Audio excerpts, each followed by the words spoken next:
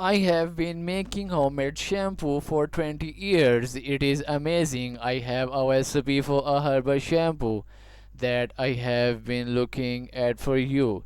It has been almost 20 years since I used the recipe. Alhamdulillah. It is the solution to all hair problems. Women have taken the recipe from me.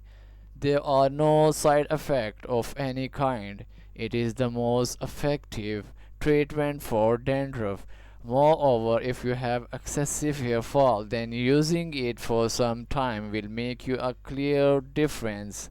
Your hair becomes strong, shiny, and long. The recipe is very easy and without any kind of chemical.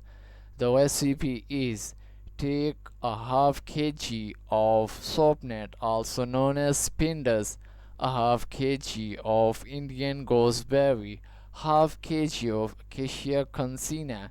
Grind them into a coarse paste and boil them well in 3 kg of water. When the water is half reduced, remove them. Remove the seeds from inside the soapnet. Cool them and mash them with your hands and filter them. Then add half cup of gram flour to it. Mash it well. Put them in bottles. It is the best shampoo for washing the head.